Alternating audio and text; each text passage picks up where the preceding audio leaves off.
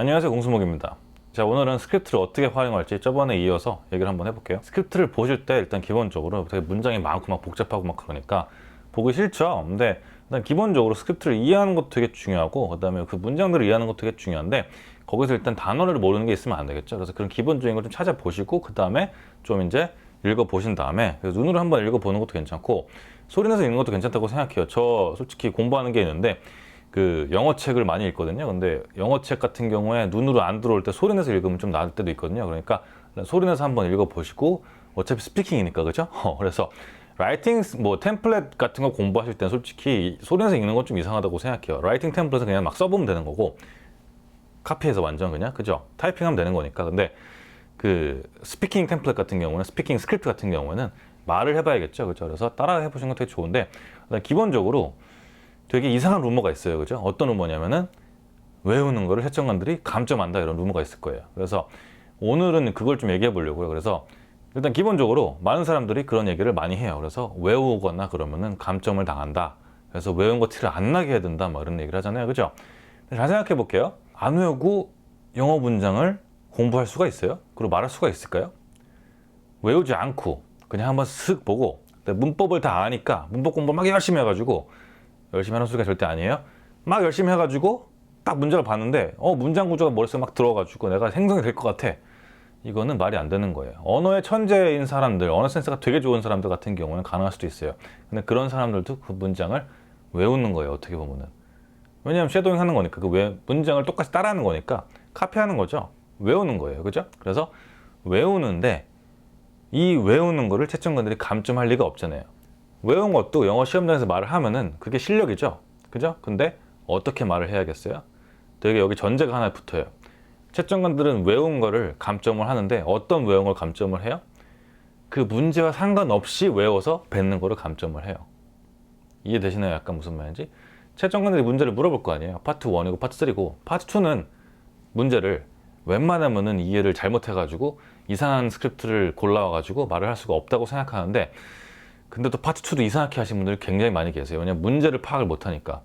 이게 이 얘기를 해야 되는데 이 얘기를 안 하고 딴 얘기하고 있거든요. 그러면 외운 것 같잖아요. 그거에 대해서 얘기하는데도 불구하고. 그래서 감점 나오는 경우도 꽤 있죠. 그래서 억울한 경우도 있지만, 어쨌거나 파트 1하고 파트 3 같은 경우는 문제를 채점관들이 얘기했죠. 변형해서 내요. 스크립트 있는 그 문제랑 똑같이 내는 게 아니고, 기출 문제랑 똑같이 내는 게 아니고 조금씩 변경을 해요, 그죠? 근데 그 변경을 하는데, 파트 1에서 문제가 4개 있으니까, 기출이, 그죠? 이 4개를 순서대로 외워 쳐요. 1, 2, 3, 4로 완전 그냥 똑같이. 그래서 비슷하게 1번을 얘기하면은 1번에 대해서 외운 거를 그냥 막 뱉어요, 그죠? 여기까지 괜찮아. 두 번째에서 또 똑같이 했다고 쳐요. 그래서 막 뱉었어요. 근데 세 번째나 네 번째 같은 경우 채점관이 조금 다르게 말할 수가 있거든요, 문제를. 근데 그거를 신경을 쓰지 않고, 왜냐면 이제 흥분하는 거야. 오, 예, 이제 좀 말도 하고 이제 문제 대답도 하는 것 같고, 그래서 기분이 좋은 거예요. 외운 게 나오니까, 그죠? 세 번째에서 조금 다르게 물어봐요. 근데 그거를 똑같이 외운 거 그대로 대답을 해요. 그렇게 하면 안 되는데. 그럼 채점관이 이런다면 속으로, 그죠? 근데 표정 변화가 없으니까 여러분 모르겠죠. 그리고 여러분 지금 신났기 때문에 표정 변화가 있어도 알 수가 없어요. 그래서 네 번째쯤 되면 이제 문제를 아예 바꿔버려, 채점관이. 테스트 하는 거예요. 기출 그대로 외웠는지. 그죠? 근데 이제 네 번째에서도 똑같이 다른 문제에 대한 대답을 그냥 똑같이 외운 거를 막 뱉어요. 그럼 이제 그때부터 채점관은 벌써 레드 플래그, 벌써 비상이죠, 그죠? 속에서는 이거 점수를 어떻게 되잖아. 그럼 이제 테스트를 더 해요. 그래서 파트 1을 문제를 더 틀어가지고 말을 하면서 물어보겠죠, 조금씩. 근데 그거에 대해서 그냥 아무렇지 않게 외운 거를 당당하게 막 빨리 자신감 있게 막 얘기를 한다고 쳐요. 그럼 5.5 이하예요. 나는 외운 거를 너무 잘했는데도 불구하고 5.5가 나왔어요.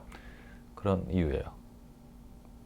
채점관이 점수 줄 이유가 없는 거예요. 왜냐하면 이것저것 외우고 열심히 한 건 알겠지만 문제에 대해서 제대로 대답한 게 없으니까 못하는 축에 속하는 5.5를 주는 거죠, 점수를.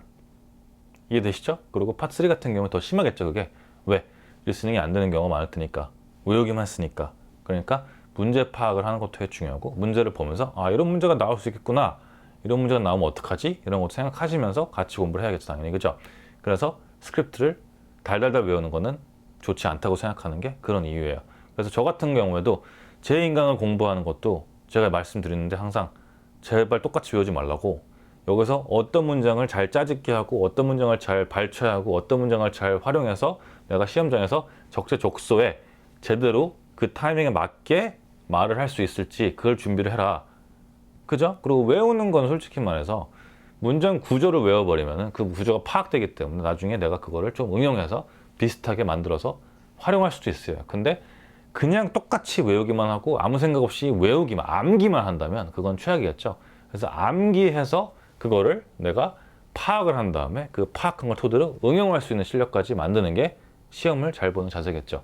근데 스크립트를 공부할 때 그렇게 하는 게 되게 중요하다고 생각해요. 근데 초보자인 분들 같은 경우는 너무 힘들죠. 막 많고 막 그러니까. 그래서 제가 6.0 목표로 하시는 분들이나 되게 기초가 필요하신 분들 같은 경우는 제 기초 인강을 사라는 거고, 거기에는 어떻게 문장을 기본적으로 생성하는지, 어떤 문제들이 나오는지, 어떻게 공부를 해야 되는지 그런 것들 다 자세하게 알려드리고 있어요. 근데 기출 인강 같은 경우는 정말 기출을 위한 인강이기 때문에 기출에 대해서만 얘기를 거의 하고 있어요. 물론 이번 건 제가 좀 잘 만들었어요. 옛날에는 진짜 그냥 기출만 해가지고 했는데 이번엔 그래도 설명을 좀 하고 그다음에 이런 거 조심해야 된다 이런 팁들도 알려드리고 막 그래서 좀 그렇게 만들었는데, 어쨌거나 기본적으로 제가 하려는 말은 뭐예요? 영어 공부를 하기 위해선 외워야 돼요, 문장을. 당연하죠, 그죠? 근데 그 외우는 거를 그냥 정말 단순 암기해서 끝내면 안 된단 말이에요. 앵무새가 외우듯이 뜻을 모르고, 근데 앵무새도 뜻 알고 말하던데. 어쨌거나 뜻을 대충 알지만 그거를 왜 쓰는지 모르고 언제 쓰는지 잘 모르는 상태에서 그냥 이 문제의 답변 이거, 이 문제 답변 이거 이렇게 공부하는 건 최악이라는 소리죠. 그러니까 어떻게 해요? 일단 암기를 해요. 반복해서 암기를 해요. 여기까지는 할만해요, 그죠? 그 다음에 이제 외우면서 문장 구조 파악도 하고, 이게 이렇게 해서 이렇게 되고, 아, to 다음에 이렇게 뭐가 나오고, 아, 이런 식이구나. 그 다음에 that도 이렇게 쓰고 이렇게 하네. 비교급도 이렇게 하네. 이렇게 하는구나. 라고 분석을 해요. 그러고 나서 그 다음에 어떻게 해요? 그거를 응용할 생각을 하고, 아, 이렇게 문제가 나오면 이렇게 대답해보면 되겠다. 라고 생각을 하면 되겠죠. 근데 그렇게 했는데 확신이 없다. 그럼 그때부터는 전문가의 도움 받으면 되겠죠. 그래서 더 저렴하게 할 수 있는 방법도 있고, 좀 비싸게 하는 방법도 있고, 그러니까 그런 거는 여러분들 알아보시면 될 것 같은데, 어쨌거나 스크립트를 활용하실 때는 기본적으로 암기하는 건 맞아요. 근데 그거를 무분별하게 시험장에서 아무 생각 없이 그냥 답변을 쭉쭉 뱉는 거는 스피킹이 아니고 그건 뭐예요? 그냥 암기한 웅변대요 같은 거죠, 어떻게 보면은. 그죠? 그러니까 그렇게 생각하시면 안 될 것 같아요. 그래서 IELTS 스피킹 공부하는 거는, 외우는 거는 맞아요. 근데 그 외우는 거는 되게 기초적인 작업일 뿐이고 그 위에 뭐가 되게 많습니다. 그러니까 나는 스크립트만 외우면 점수가 나올 거야 라고 생각하시는 분들 같은 경우에는 그렇게 생각 안 하시는 게 좋겠죠. 오히려 아무것도 안 외우고 문제만 대충 보고 영어를 좀 하신 분들 같은 경우에는 적당히 공부하셔가지고 가셔도 6.0 나오는 게 되게 쉬워요. 제가 그래서 더 이상 6.0 과외 같은 건 안 하는 이유죠. 왜냐하면 너무 쉬우니까 그거를 굳이 돈 받아가지고 할 필요 없이 그냥 제 인강 만들어 놓은 거 보시면 6.0 나오는 거는 진짜 쉬워요. 어렵지 않습니다. 물론 이제 막 영어를 완전 포기하시면 되게 나이가 많으신 분들 같은 경우라든지, 아니면 영어를 정말 아예 손 떼고 뭐 운동을 했다거나, 아니면은 뭐 모르겠어요. 어쨌거나 학교 때 영어를 아예 접하지 않으신 분들 같은 경우에는 조금 힘드시겠죠. 근데 그런 분들 제외했을 때 6.0까지는 정말 어렵지 않아요. 제가 지금 이거 얘기하는 건 다 대부분 다 고득점을 위한 그런 7.0 이상 목표를 하는 분들을 위해서 말을 하는 거기 때문에. 알겠죠? 그러니까 제가 말하는 게 좀 이해가 됐으면 좋겠는데요. 제 블로그에 글을 써놨는데 말하는 것도 다르니까, 또 그리고 영상 올릴 게 많이 없어서 어쨌거나 네, 올리고 있습니다. 그러니까 여러분 열심히 하시고요. 스크립트를 달달 외우는 건 되게 중요하긴 한데 달달 외우는 것에서 끝나면 망한다. 알겠죠? 여기까지 할게요. 감사합니다. See ya.